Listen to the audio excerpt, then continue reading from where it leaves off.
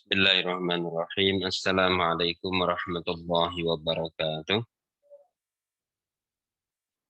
Alhamdulillahirabbil alamin. Alhamdulillahilladzi hadana li hadza wa ma kunna linahtadiya laula an hadana Allah. Asyhadu an la ilaha illallah wa asyhadu anna Muhammadan abduhu wa rasuluh. Allahumma shalli wa sallim wa barik ala sayyidina Muhammadin wa ala alihi wa sahbihi ajma'in. Subhanaka la ilma lana illa ma 'allamtana innaka antal alimul hakim. Rabbi shrah li sadri wa yassir li amri wahlul 'uqdatam min lisani yafqahu qawli. Alhamdulillahirabbil alamin. Mari kita awali dan kita di pagi ini dengan bisa membaca Al-Fatihah. Semoga Allah nantiasa melimpahkan barokahnya, rahmatnya kepada kita semua. Ila hadrat Nabi Mustafa sallallahu alaihi wasallam wa ala alihi tabi'in wa tabi'at tabi'in. Fatihah. A'udzu billahi minasyaitonir rajim. Bismillahirrahmanirrahim. Alhamdulillahi rabbil alamin arrahmanir rahim maliki yaumiddin. Iyyaka na'budu wa iyyaka nasta'in ihdinas siratal mustaqim.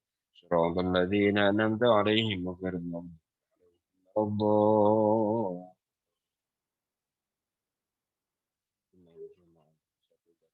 Syekh.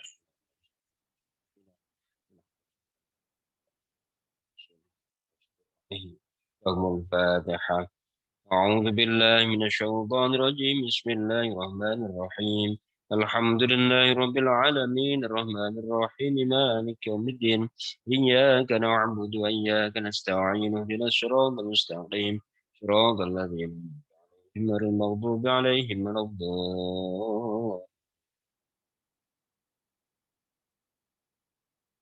أعوذ بالله من الشيطان الرجيم بسم الله الرحمن الرحيم. Kita lanjutkan ya untuk surah Yasin ayat yang ke-6 berikutnya. Kemarin sudah kita bahas surah Yasin sampai 1 sampai dengan 5 yang isinya penegasan Allah terhadap kebenaran Quran dan kerasulan Muhammad. Quran sebagai satu kitab yang syarat kebijakan, penuh kebijakan, dan menegaskan tentang Rasul termasuk yang diutus untuk menjelaskan Quran itu. Innaka laminal mursalin. Kemudian ayat yang eh,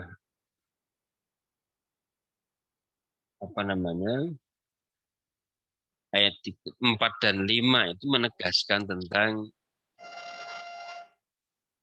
bahwa Quran yang turun itu sebagai bentuk Rahman dan Rahimnya Allah. Quran yang turun dan juga diutusnya Rasulullah sebagai penjelas itu bagian dari Maha Rahimnya Allah, Maha Kasihnya Allah. Tanzilal Azizir Rahim. Kemudian kita masuk ke ayat yang ke-6. A'udzu billahi minasyaitonir rajim. Litungzira qauman ma unzira aba'uhum wa hum ghafilun. Tugas kerasulan kira-kira agar kamu mengingatkan kepada kaum yang leluhurnya tidak mendapat peringatan dan kini lalai. Litungzira qauman ma unzira aba'uhum. Tugas Nabi itu adalah untuk memberikan keperingatan kepada satu kaum yang nenek moyangnya dulu itu sesat karena tidak mendapatkan peringatan. Litungzira qauman ma unzira aba'uhum fahum ghafilun. Maka mereka lalai karena tidak mendapatkan. Laqad haqqal qawlu ala aktsarihim fahum la yu'minun. Dan karena mereka tidak mendapatkan peringatan dan lalai itu, maka ketentuan buruk laqad haqqal qaul, qaul itu adalah bentuk laqad haqqal qaulu ala aktsarihim. Jadi ketentuan Allah, hukuman berupa hukuman itu berlaku kepada mereka karena kelalaian mereka itu. Bahum la yu'minun, karena mereka tidak beriman. Jadi kalau kemudian ada ketentuan Allah yang menghukum orang-orang sebelumnya, itu karena mereka tidak beriman dan karena tidak adanya Rasul yang masih mengawal mereka. Atau mereka justru tidak mau mengikuti ajakan Rasul. Maka di sini penegasan, litungdzira qauman ma undzira aba'uhum wa hum ghafilun. Ini pentingnya memutus generasi. Memutus generasi yang jahat. Jadi kalau Anda satu kampung itu biasanya sulit sekali untuk mengubah yang tua. Kalau kamu dakwah di satu kampung yang di situ sudah terlanjur mendarah daging itu turun temurun anunya ya. Nah itu sulit sekali untuk bisa mengubah kecuali dengan mengubah generasi mudanya, anak-anaknya, supaya nanti putus mata rantai keburukannya. Nih, hitung diro kauman, maung diro abauhum, itu di situ ada tersirat mana pentingnya memutus generasi. Itu juga berlaku untuk secara individual kita. Kita itu penting untuk memutus generasi dari keluarga kita itu. Katakanlah generasi keluarga ini bukan generasi keluarga yang terdidik. Dari mbah-mbah kita sendiri semua. Itu mungkin hanya satu dua saja yang mengikuti agama. Bahkan mungkin nenek moyang kita itu masih ada yang tidak peduli dengan agama. Nah itu kita harus mengawali. Saya dulu pernah konsultasi ya, sekedar bertanya tentang diskusi lah dan Kiai Hamdani Kalasan. Saya tanya, apakah seorang itu menjadi kiai itu pasti berasal dari kiai? Ya jawab, memang kebanyakan begitu. Tetapi kita ini bisa membangun nasab. Istilahnya membangun nasab. Nasab kita ini kan ada orang yang secara nasab, memang jalur ke atas itu sudah nasab ulama. Tapi nasab ulama itu kan bisa terbang, kita bangun nasab sendiri.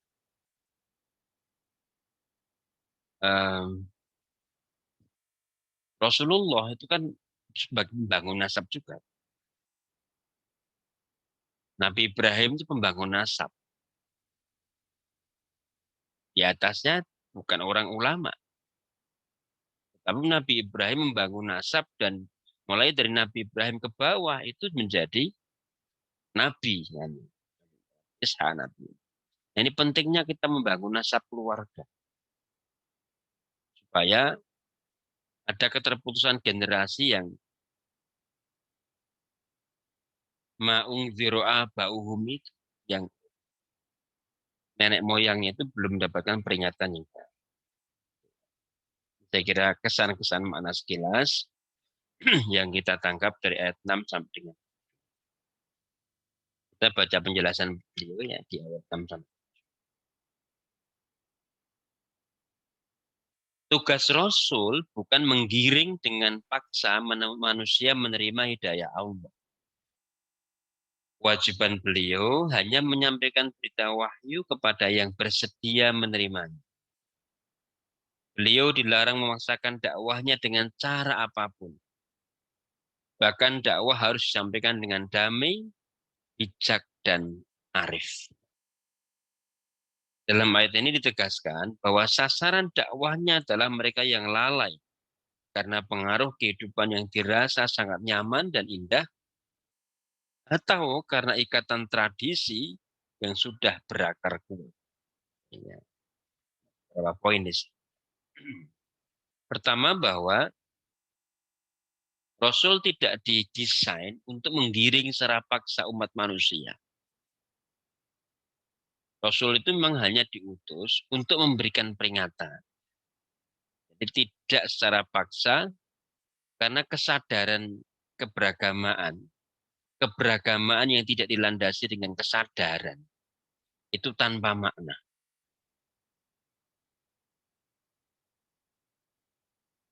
Kehadiran kita dalam suatu kegiatan keagamaan, atau kalau tidak kehadiran ya amaliyah keagamaan kita, itu kalau tidak disadari dengan dilandasi dengan kesadaran penuh keagamaan kita, itu ya tanpa makna.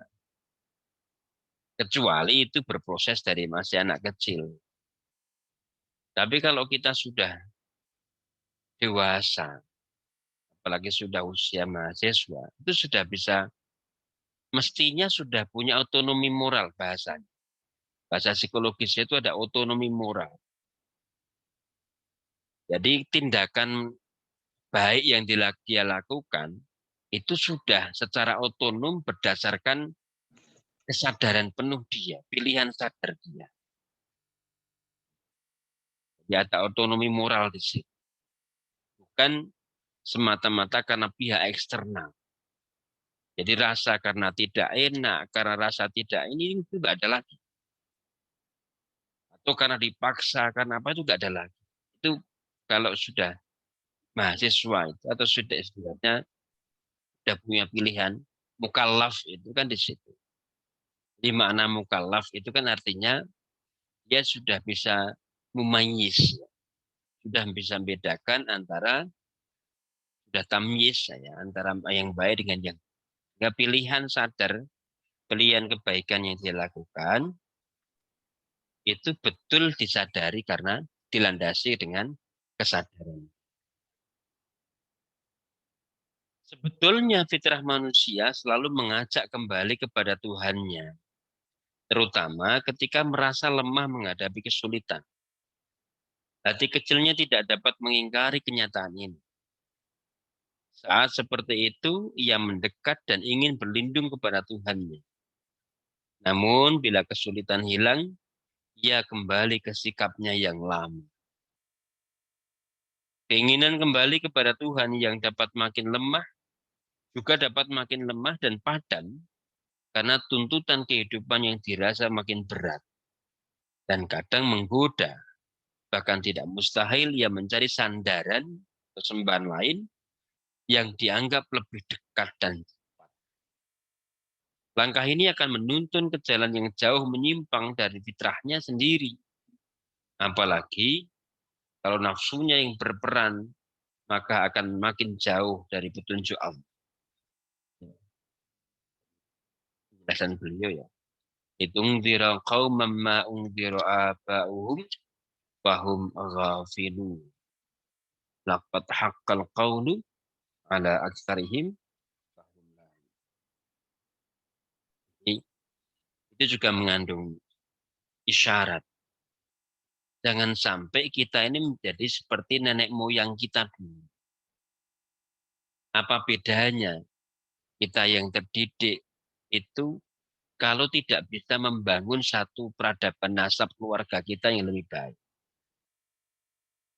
Jangan sampai justru keperadaban nasab keluarga kita yang sudah baik, di tangan kita justru menjadi rusak. Katakanlah bapak kita, mbah kita, itu sudah tokoh ulama, tokoh kiai. Pertama ternyata kita ke bawah, itu menjadi justru semakin rusak. Juga ada kesan makna begitu. Jadi penting sekali kita ini mengawal meneruskan nasab keluarga, bahkan mungkin kita bisa harus lebih baik daripada nasab keluarga. Karena hitung biro qaumam ma ungziro aba'uhum fahum ghafilun. Mereka lalai karena belum ada yang peringatkan. Tapi kalau kita ini orang yang sering mendapatkan peringatan, kita ini kan belajar itu kan dalam rangka mendapatkan peringatan. Maka jelas sekalian, penting sekali kita ini mungkin mengikuti doanya Imam Ghazali itu. Ketika kita berwudu itu kan ketika basuh telinga. Itu kita diminta untuk mengucapkan Allahumma ja'alni minal ladzina yastami'una al-qawla wa yattabi'un. Ya Allah, jadikanlah aku ini orang yang mudah menerima kebaikan, mudah menerima nasihat, dan mengikuti nasihat itu. Bukan orang yang bebal menerima nasihat. Lalu kan begitu. Jadi nasihat sekarang dengar iya, tapi besok lagi tidak dengar lagi. Sekarang dengar nasihat, tapi besok lagi udah nggak terasa lagi nasihat itu. Diulangi lagi, misalnya begitu ya. Jadi jangan sampai kita menjadi yang bebal terhadap nasihat. Itu penting sekali supaya peringatan yang hadir pada kita itu menjadi menyadarkan kita dan kita menjadi apa namanya? Jadi hadirnya Rasul itu kita rasakan. Rasul kan hadir litung dirang kaum untuk memperingatkan kaum. Litung dirang kaum. Ma ungziro aba'uhum yang nenek moyangnya itu belum terperingatkan. Yang bapak ibunya atau kakek neneknya itu belum tercerahkan. Di Rasul itu hadir untuk kita. Yang Rasul itu kemudian diteruskan tugas risalah nubuahnya itu oleh para ulama. Jadi hadirnya orang-orang yang berikan peringatan kepada kita itu setiap harinya itu. Anggaplah itu kepanjangan Rasul. Kepanjangan tangan Rasul yang mengingatkan kita. Itungziro. Qauman ma'ungziro aba'u. Yang nenek moyangnya belum dapat peringatan. Karena belum ada peringatan, fahum ghafilun. Maka mereka lalai. Dan jangan juga sampai kita menjadi yang terfonis. Laqad haqqal qaum. Terfonis oleh Allah. Laqad haqqal qawlu ala aktsarihim. Kebanyakan mereka terfonis menjadi orang yang mendapatkan sengsara. Bahum la yu'minun karena tidak beriman. Itu kira-kira kesan-kesan makna yang kita tangkap dari ayat 6 sampai dengan ayat 8 sampai dengan 9.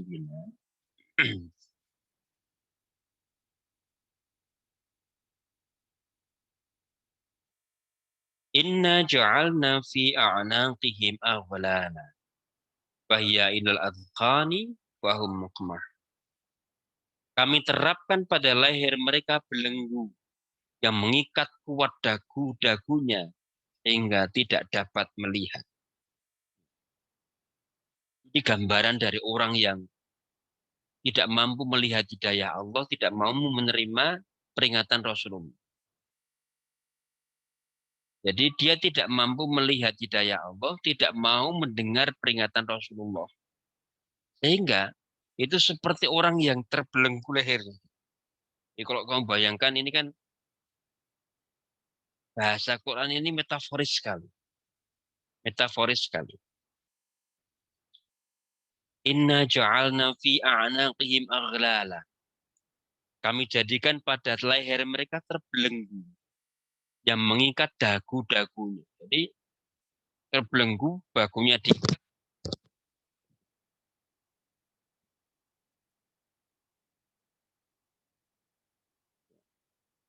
Fahiyya ilal adqani fahum muqmahun. Nggak bisa melihat.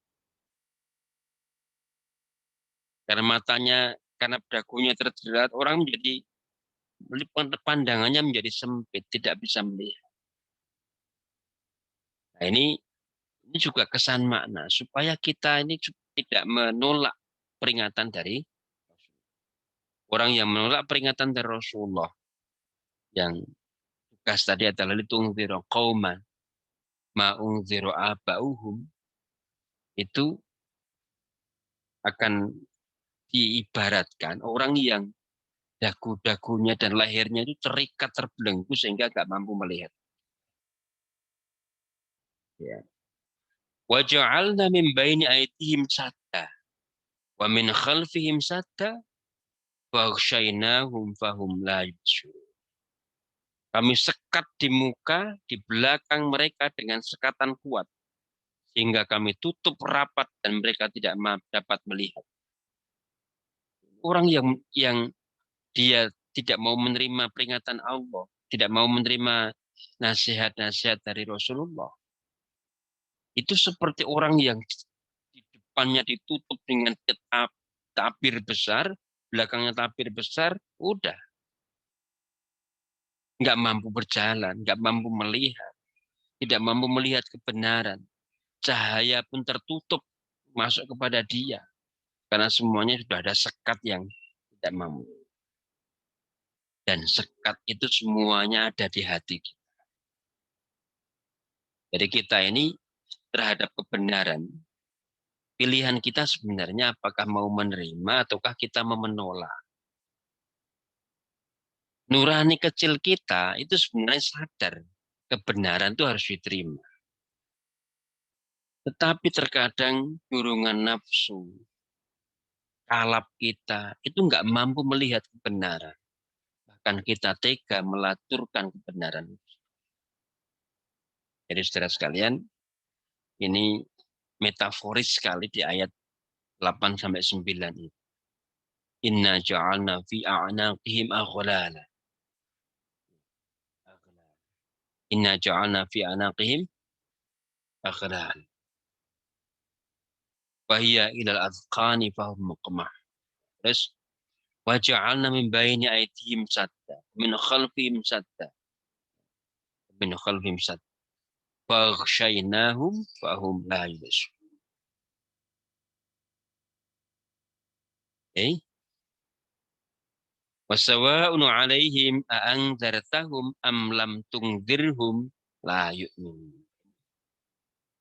Contoh sama saja, mereka kamu beri peringatan atau biarkan, tidak akan beriman. Nah, kalau sudah tertutup tabir kebaikannya, depan ditutup, belakang ditutup, dikasih peringatan sudah tidak mempan. Yang kita katakan tadi, jangan sampai kita menjadi orang yang bebal, yang nasihat-nasihat itu nggak pernah tergubris. Atau komitmen kita hanya seperti komitmen kerupuk, bahasanya gitu ya. Jadi semang kerupuk itu kan di awal keras gitu kan. Begitu kena angin sedikit, melempem lagi. Goreng lagi dikit, nanti kerenges lagi. Kena angin dikit, melempem lagi. Jadi yang kita perlu ngecas ya, istiqomah. Jadi apa yang kita lakukan setiap hari begini sebenarnya supaya kita bisa istiqomah. Dan istiqomah itu nanti hasilnya luar biasa. Yakinlah bahwa dengan istiqomah sesuatu yang kita lakukan mungkin tidak banyak, itu hasilnya luar biasa. Karena tatanazzalu alaihimul malaikat yang akan turun diutus oleh Allah untuk mengawal kehidupan kita karena keistiqomahan. Saya kira pentingnya kita sikapi. Terus sekalian, saya kira untuk kajian kita pagi ini itu dulu saja. Kita lanjutkan di ayat-ayat. Dan sedikit demi sedikit ini kita bisa menyerap hidayah dari Allah. Meskipun hanya yang penting kita bisa terus istiqomah membaca terus. Mari kita akhiri bersama dan baca alhamdulillah dan tulis alhamdulillahirabbil alamin. Subhanakallahumma wa bihamdika asyhadu an la ilaha illa anta. Baik, Assalamualaikum warahmatullahi